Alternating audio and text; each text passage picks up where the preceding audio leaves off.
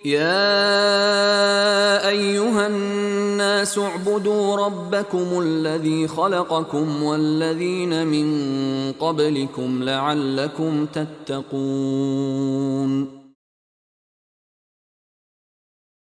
اے لوگوں، اپنے رب کی عبادت کرو جس نے تمہیں اور تم سے پہلے لوگوں کو پیدا کیا تاکہ تم پرہیزگار بن جاؤ۔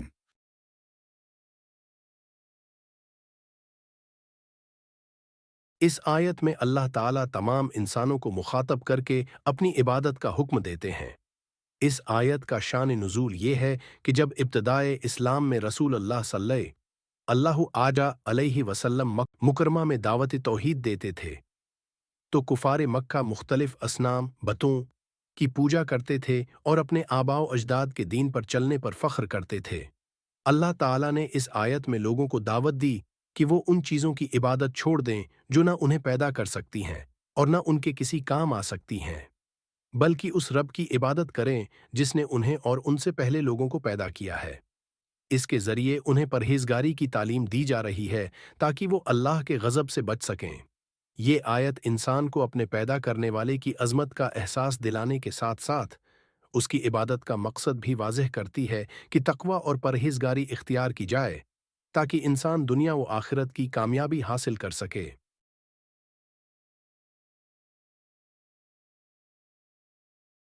اس آیت میں اللہ تعالیٰ نے تمام انسانوں کو عمومی طور پر مخاطب کیا ہے، جو کہ قرآن میں ایک عام دعوت کا حصہ ہے۔ یہاں اللہ تعالیٰ نے انسانوں کو اپنی توحید کی طرف بلایا ہے اور ان کو ان کی تخلیق کا مقصد یاد دلایا ہے۔ اس آیت میں اللہ تعالیٰ کی توحید کا ایک بہت اہم پہلو بیان کیا گیا ہے کہ صرف وہی ذات عبادت کے لائق ہے جس نے کائنات کو پیدا کیا، انسانوں کو پیدا کیا اور ان کے اجداد کو بھی پیدا کیا۔ اس آیت کا مرکزی موضوع عبادت ہے اور اللہ تعالیٰ یہاں لوگوں کو عبادت کرنے کا حکم دے رہے ہیں۔ عربی لفظ کے معنی ہے عبادت کرو، اور یہاں اس عبادت سے مراد ہر طرح کی اطاعت اور پرستش ہے جس میں دل، دماغ اور جسمانی اعمال سب شامل ہیں۔ اس آیت میں عبادت کو تقوی کے ساتھ جوڑا گیا ہے، یعنی عبادت کا مقصد تقوی حاصل کرنا ہے۔ ربکم کا مطلب ہے تمہارا رب، جس نے تمہیں اور تم سے پہلے لوگوں کو پیدا کیا۔ ربوبیت کا مفہوم یہ ہے کہ اللہ تعالیٰ ہی خالق، پالنے والا اور کائنات کا انتظام چلانے والا ہے۔ یہ الفاظ انسان کو یہ سمجھاتے ہیں کہ وہ کسی اور کی عبادت نہ کریں، نہ بتوں کی اور نہ کسی اور مخلوق کی، کیونکہ صرف اللہ ہی خالق ہے۔ مزید برآں اللہ تعالیٰ نے یہ بھی ذکر کیا کہ اس عبادت کا مقصد تقوی یعنی پرہیزگاری ہے۔ لعلکم تتقون کے معنی ہیں تاکہ تم پرہیزگار بن جاؤ۔ یہاں تقوی کا مطلب یہ ہے کہ انسان اللہ کے احکام کی پیروی کرے اور گناہوں سے بچے تاکہ دنیا و آخرت میں کامیابی حاصل کر سکے۔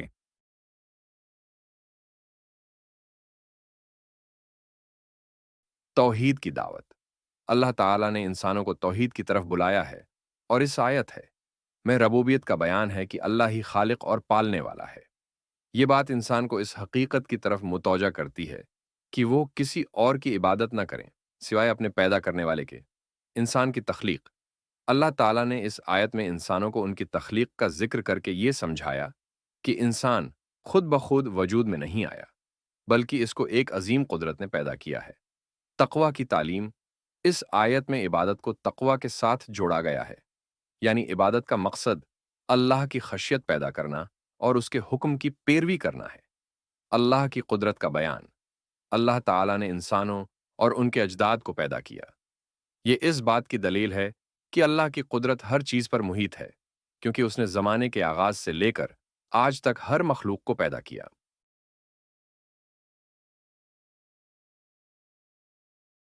عمومی دعوت۔ اللہ تعالیٰ نے یہاں تمام انسانوں کو مخاطب کیا ہے، چاہے وہ مسلمان ہوں یا غیر مسلم۔ توحید۔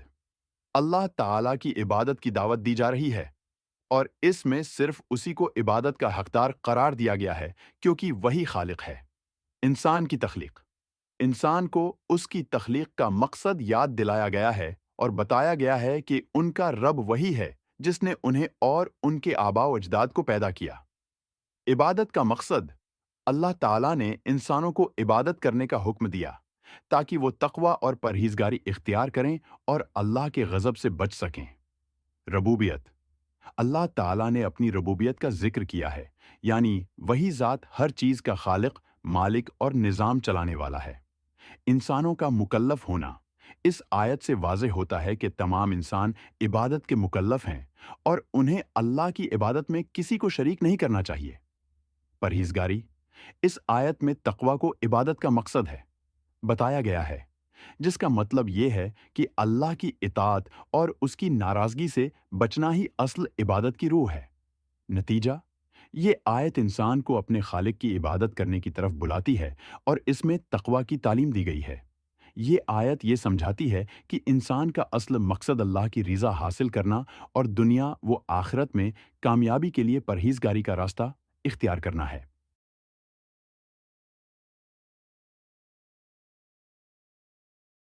फूल का बागबान, जैसे एक बागबान फूलों को पानी देता है, उनकी देखभाल करता है और उनकी नशोनमा का ख्याल रखता है ताकि वो खूबसूरत और खुशबूदार बने, वैसे ही अल्लाह ताला ने इंसानों को पैदा किया और उन्हें हर वो चीज़ दी जो उनकी ज़िंदगी और कामयाबी के लिए ज़रूरी है। इसलिए इंसान का फ़र्ज़ बनता है कि वो अपने रब की इबादत करे जो उसकी हर ज़रूरत पूरी करता है।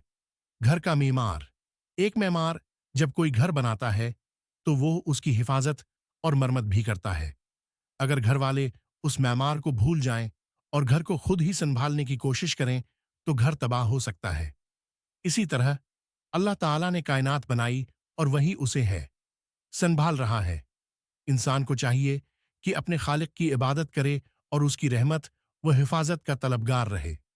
वालदीन और बच्चे, जैसे वालदीन अपने बच्चों की परवरिश करते हैं, उन्हें हर चीज़ फराहम करते हैं और उनकी ज़रूरियात का ख्याल रखते हैं, लेकिन जब बच्चा नाफरमानी करता है और वालिदीन को भूल जाता है तो वो वालिदीन से दूर हो जाता है।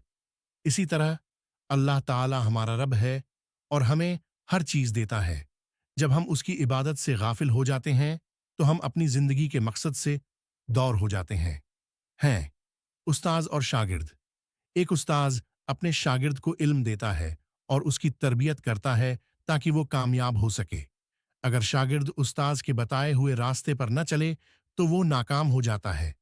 इसी तरह अल्लाह ताला ने इंसान को जिंदगी का रास्ता दिखाया है और उसकी हिदायत के मुताबिक चलने का हुक्म दिया है ताकि वो कामयाब हो सके। डॉक्टर और मरीज, एक डॉक्टर अपने मरीज को दवा देता है ताकि वो सेहत याब हो जाए। अगर मरीज डॉक्टर की बात न माने और दवा न ले तो उसकी बीमारी बढ़ सकती है। इसी तरह अल्लाह ताला ने इंसानों को तकवा और परहेजगारी का हुक्म दिया है ताकि वो गुनाहों से बचें और रूहानी बीमारियों से महफूज रहें। अल्लाह की इबादत न करना इंसान की रूहानी बीमारी को बढ़ा सकता है। ये मिसालें इस आयत की वजाहत करती हैं कि अल्लाह ताला ही इंसान का खालिक और पालनहार है और उसकी इबादत है इंसान की जिंदगी का बुनियादी मकसद है।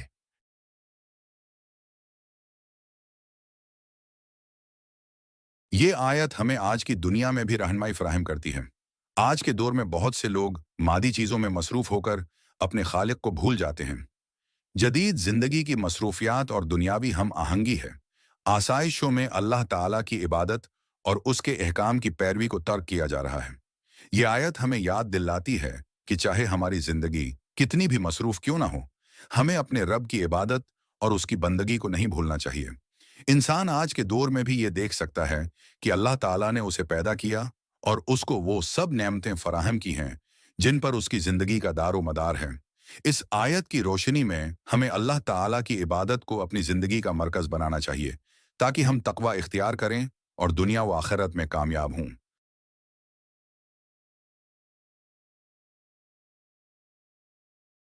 अल्लाह ताला की इबादत का हुक्म, हमें सिर्फ और सिर्फ अल्लाह की इबादत करनी चाहिए क्योंकि वही हमारा खालिक और पालने वाला है।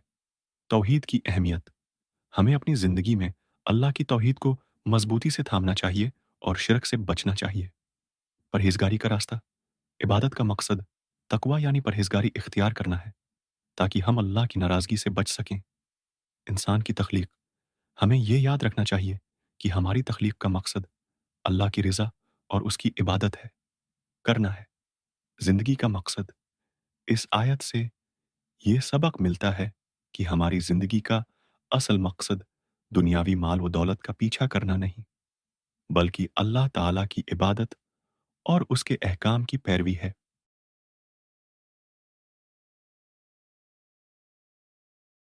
ऐ अल्लाह, मुझे खालिस तेरी इबादत करने वाला बना दे और हर उस चीज से बचा जो मुझे तेरी इबादत से गाफिल करे। मेरे दिल को तेरी मोहब्बत और रजा के लिए जिंदा रख और मुझे अपने सिवा किसी और का महताज न कर। ऐ अल्लाह, मुझे तकवा आता फरमा और मेरे दिल में परहेजगारी पैदा कर, ताकि मैं हमेशा तेरे अहकाम की पैरवी करूं और तेरी नाराजगी से बच सकूं। ऐ अल्लाह, मेरे दिल में तौहीद को मजबूती से कायम फरमा और मुझे शिरक से बचा। मुझे हमेशा इस बात का यकीन दिला कि तू ही मेरा खालिक, मालिक और पालने वाला है और मैं सिर्फ तेरे ही आगे झुकने वाला हूं। आमीन।